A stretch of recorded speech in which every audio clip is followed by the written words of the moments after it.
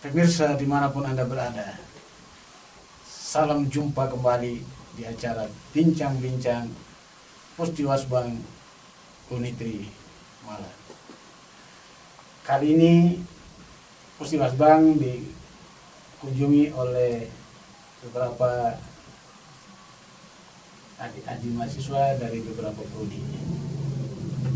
Kita ingin bincang-bincang tentang satu peristiwa hari besar nasional di bulan November. Tapi supaya program ini tetap bisa terus berjalan, jangan lupa like, comment, share, subscribe, and watching, and then nyalakan loncengnya supaya Anda selalu update dengan info-info dari Pustiwasbang. Baik, teman-teman, kira-kira hari ini sehat semuanya? Apa kabar? Baik ya, sehat semua. Saya didampingi oleh Andre, April, Sabila, Rambu, Dea, Rizka, Yati, dan Tinos. Kira-kira di bulan November itu ada hari besar nasional apa? Ada Hari Pahlawan ya. Hari Pahlawan tepat pada tanggal 10 November 10 November 1945. Oke, kira-kira itu peristiwa apa yang terjadi di 10 November 79 tahun yang lalu? Itu kalau setahunya saya Pak, Ya, itu peristiwa 10 November itu di mana tentara sekutu antara tentara dari Inggris dan Belanda, mereka datang ke Indonesia, lebih tepatnya itu di Surabaya, karena mungkin mereka mau menguasai lagi wilayah Surabaya, tetapi pemuda dari Surabaya, lebih khususnya itu pahlawan dari Surabaya itu namanya Bung Tomo, dia menggerakkan ada nama pasukan dari Surabaya untuk menghalang datangnya pasukan sekutu ini untuk kembali menguasai di Surabaya. Mungkin itu dari saya. ya. Baik, Andre. Ada yang lain? Melengkapi apa yang disampaikan Andre? Silakan. Ada peristiwa apa lagi di situ yang memicu kemarahan rakyat Indonesia khususnya di Surabaya ketika sekutu memasang apa di atas hotel Yamato itu? Ketika mereka memasang bendera. Ya, Bendera Merah putih merah sama putih biru. oke. Merah putih biru. Dan apa upaya yang kita lakukan menghadapi situasi itu pada masa itu?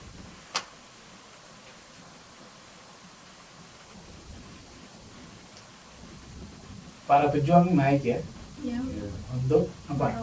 merobek bendera warna biru. Mereka merobek bendera warna biru sehingga tinggal warna merah Merah putih putih. untuk menjaga kedaulatan kemerdekaan kita sebagai sebuah bangsa ya. Oke. Baik, itu peristiwa yang terjadi pada masa itu 79 tahun yang lalu, dan kita semua belum lahir ketika peristiwa itu terjadi ya. Oke, kira-kira apa kesan teman-teman semua dikaitkan dengan kekinian kita sebagai generasi milenial dan Gen Z? Apakah ada sesuatu hikmah sejarah yang kita bisa petik dari peristiwa itu yang bisa menjadi sebuah teladan bagi kita di dalam perjuangan kekinian kita, atau bagaimana? Silakan. April, Sabila, Rambu, Dea, Rizka, Yati, Tinos. Monggo, silakan. Kesannya dari peristiwa ini tuh kita bisa memupuk semangat nasionalisme dan rasa solidaritas yang tinggi dari kita sendiri dan juga kita juga bisa belajar tentang sejarah kita, bagaimana mereka datang untuk menguasai wilayah kita dan kita sangat gigih pada saat itu. Satu rasa persatuan ya, rasa solidaritas, senasib sepenanggungan, bahwa kita bergotong royong bagaimana menghadapi upaya sekutu untuk kembali menegakkan kakinya di bumi Nusantara ini yang sudah kita merdekakan 17 Agustus 45. Ada lagi yang lain? Menarik. Kalau dari saya Ya. tentang kejadian di tanggal 10 November 1945 itu kebetulan juga dari dulu saya mendengarkan sejarahnya, tetapi beberapa bulan yang lalu saya pernah pergi di Museum 10 November di Surabaya. Dari situ saya pada saat itu juga kami menonton kejadian atau rekaman pada terjadinya 10 November itu, di mana pada saat itu kalau di videonya itu di mana kota Surabaya itu menjadi kota lautan api, karena tidak hampir seluruh kotanya itu bikin bom semua sama sekutu. Dan pada saat itu juga di mana para pejuang kita atau pahlawan kita banyak yang gugur di medan pertempuran itu.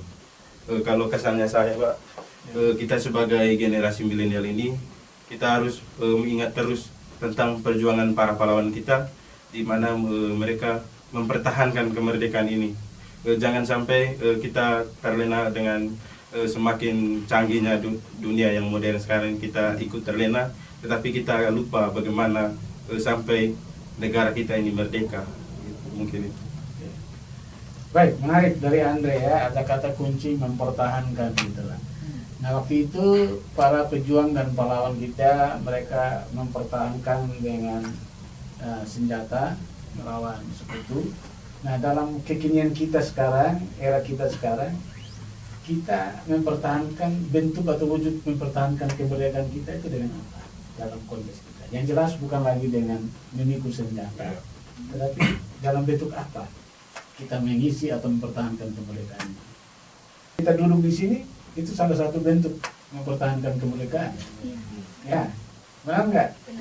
Kita kuliah, ya, kita menambah ilmu pengetahuan supaya kita menjadi cerdas, sehingga kita bisa membedakan yang mana yang akan membuat kita bersatu, padu sebagai bangsa, yang mana yang membuat kita akhirnya menjadi terpecah, sehingga kita bisa menyaring semua informasi yang mengandung provokasi untuk memecah belah persatuan dan kesatuan kita.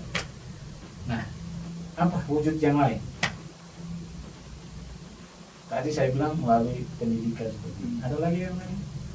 Duduk bersama ini dengan segala macam, berasal dari segala macam daerah, ini juga satu wujud menjaga persatuan. Ya. Berbeda-beda namun tetap satu. Nah, itu juga salah satu bentuk mempertahankan eksistensi daripada NKRI berdasarkan Pancasila. Ada lagi kesan yang lain terkait dengan Hari Pahlawan? Atau kalau saya bertanya yang lain, siapa pahlawan idola kalian? Atau siapa yang menjadi favorit tokoh idola Gen Z saat ini? Bisa tokoh, bisa pahlawan, bisa juga seseorang yang telah berjuang untuk kita bisa menikmati pendidikan yang kita terima saat ini. Rizka, oke, April, silakan. Kalau saya Pak, tokoh yang paling saya idolakan itu Raden Ajeng Kartini. Karena apa? Karena wanita-wanita, kalau bukan karena Raden Ajeng Kartini, kita nggak akan diizinkan untuk menempuh pendidikan. Begitu. Karena dia, para wanita, saya mendengar dari buku, membaca juga, dia mendirikan sekolah untuk para wanita, karena waktu itu hanya laki-laki saja yang diizinkan untuk berpendidikan. Itu menurut saya Pak. Jadi Tokoh idola saya itu Raden. bulan April adalah Raden Ajeng Kartini ya, yang lahir pada 21 April. Mungkin April lahir di tanggal yang sama juga dengan Ibu Kartini. Bukan Pak, tanggal 4. Tanggal 4 ya, Iya. jadi 4 April ya. Iya, Oke, Pak. luar biasa yang idolakan RK Kartini, seorang tokoh pejuang emansipasi kaum perempuan ya. Iya Pak. Luar biasa. Oke. Baik, inilah Kartini zaman now ya. Nah, ini ada Kartini saat ini. Karena jasa daripada tokoh atau pahlawan kita, Ibu Kartini. Baik. Yang lain? Sabila, tokoh idolanya siapa? Lambu, ya, Ketika, Yati, Kalau saya sih ayah. Ayah. Ya, bagaimana Ayah? Ayah adalah sosok orang yang sangat saya hargai dan saya cintai, karena tanpa perjuangan seorang ayah sebagai kepala keluarga, mungkin kami sebagai anak tidak mungkin untuk bersekolah di pendidikan yang lebih tinggi lagi. Karena ayah adalah kepala keluarga yang patut kita contohi dan kita acungi jempol, karena ayah tidak mengenal rasa lelah, tidak takut akan terik dan panas nyawa sinar matahari, tidak takut akan hujan. Dan kami juga tidak tahu di rumah dia seorang ayah makan atau tidak untuk memenuhi kebutuhan keluarga, untuk bisa menyekolahkan kita sebagai anak-anak. Itu aja dari saya. Jadi menurut Rambu, ayah adalah seorang tokoh atau pahlawan dalam keluarga Rambu ya. Ya, saya kira itu benar karena itulah peranan ayah sebagai seorang pejuang di dalam keluarga. Oke. Terima kasih untuk semua ayah-ayah yang ada di luar sana. We love you full. Ya, Yes. ada lagu kan? Ayah, aku takkan bosan mendengar riwayatmu dulu ya. Ya mungkin kita semua tidak berangkat dari orang yang punya ekonomi yang cukup atau yang mampu. Tapi perjuangan ayah adalah sebuah ilustrasi keperlawanan masa kini. Karena ayah lah sehingga kita ada di sini. Kurang lebih itu yang dihayati oleh Rambo ya, sampai terharu nih. Yang lain bagaimana? Siapa tokoh idolanya atau pahlawannya? Tadi sudah ada Era Kartini, terus ada Ayah, yang lain. Anda? Siapa tokoh idola? Kalau tokoh idola atau pahlawannya saya, Pak, saya ambil di bagian pendidikan aja. Iya. Apalagi pas dari SD sampai SMA kan guru, tapi sekarang juga ke dosen. Di mana tanpa sosok seorang guru atau dosen sekarang ini, saya belum tentu mengenal tentang pengetahuan gitu. Tetapi dengan bantuan dari guru ataupun juga sekarang dosen itu, sehingga saya mengetahui apa yang sebelumnya saya tidak tahu. Oke. Jadi tokoh idola Andre adalah para guru dan dosennya. Jadi Bapak Ibu guru dan Bapak Ibu dosen, kami sangat menghormati jasa dan kepahlawanan Bapak Ibu di bidang pendidikan. Kurang lebih begitu ya, Andi? Kakek Yati dan yang lain. Sama tadi ayah. Ayah, ada puisi untuk ayah? Nggak ada, nggak Ah. bisa disampaikan pakai kata-kata. Oke, jadi dibatin aja ya. Kira-kira 1-2 kata untuk ayah. I love you ayah. Oke, pahlawan dalam keluarga ya. Hmm. Oke, baik, makasih. Yang lain? Yati, your turn. Sebelum saya pindah ke Tinus, ini sekadar. Ya. Kira-kira? Sama Pak, tokoh idolanya ayah. Ayah. Iya. Oke. Tokoh idolanya ayah ya, jadi pahlawan dalam keluarga ya. Oke. Kira-kira ada lagu khusus untuk ayah? Suaranya palsu. Oh, harus suaranya ya. Oke, baik. Oke, Yunus. Sama juga Pak Ayah. Ayah, tokoh idolanya ya. Ada apa dengan ayat ini? Karena seorang ayah di mana beliau berjuangkan seorang anaknya. Tanpa ayah kita tidak tahu apa itu berpendidikan. Kita sebagai orang guru mengajarkan kita tentang ilmu pengetahuan. Jadi kita tahu mengenal semua teman-teman di sini. Karena ayah lah yang memungkinkan Yunus bisa sampai di Kota Malang ini ya. Ya. Tapi jangan lupakan juga tadi April bilang Raden Ajeng Kartini, berarti juga ayah dan ibu ya. Kolaborasi ayah dan ibu memungkinkan kita berada di sini. Oke. Rizka, ada sesuatu yang mau disampaikan? Siapa tokoh idola? Orang tua. Orang tua. Bagaimana orang tua menjadi idola? Rizka. Kalau ibu itu kan yang udah mengandung kita selama 9 bulan. Terus ibu juga yang ngurusin kita. Terus kalau ayah, dia tuh rela bekerja nyari nafkah buat keluarganya, buat menghidupin anak dan istrinya. Sama ayah tuh rela ngelakuin apa aja demi keluarga.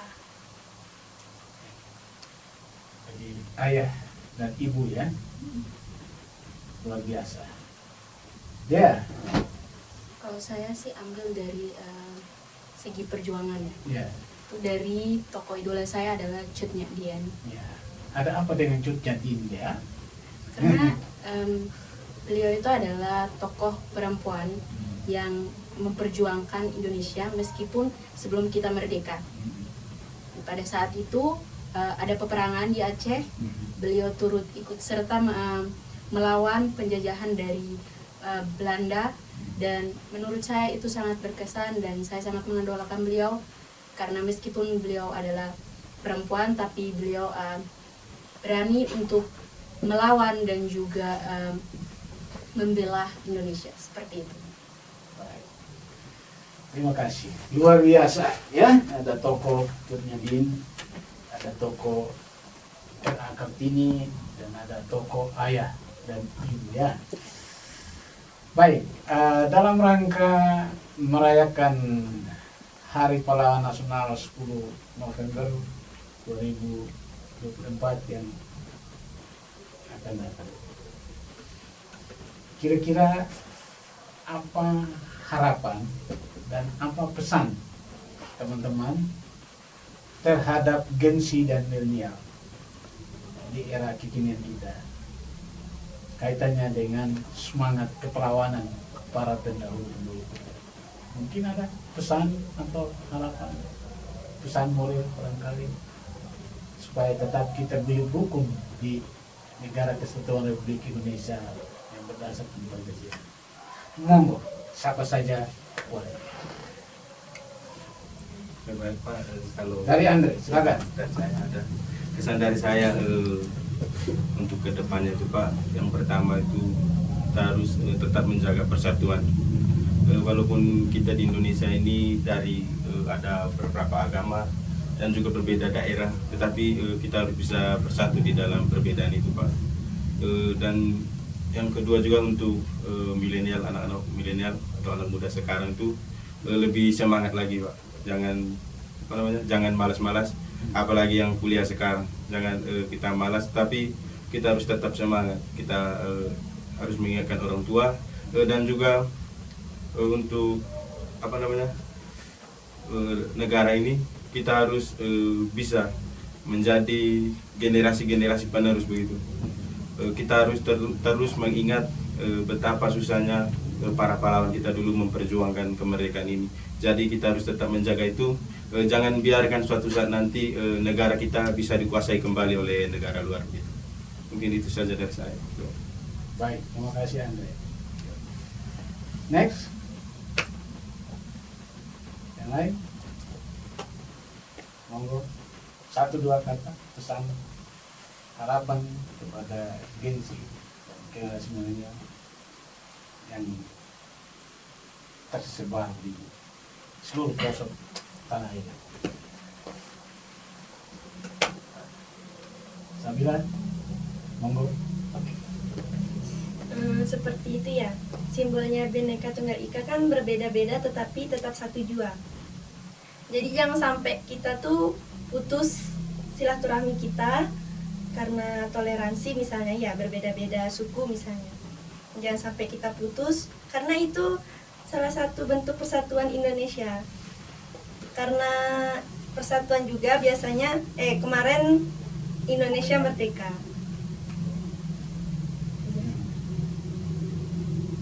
Ya. Karena adanya persatuan dan kesatuannya. Oke. Karena berbeda itu indah dan berbeda itu mempersatukan. Ya, terima kasih. Next.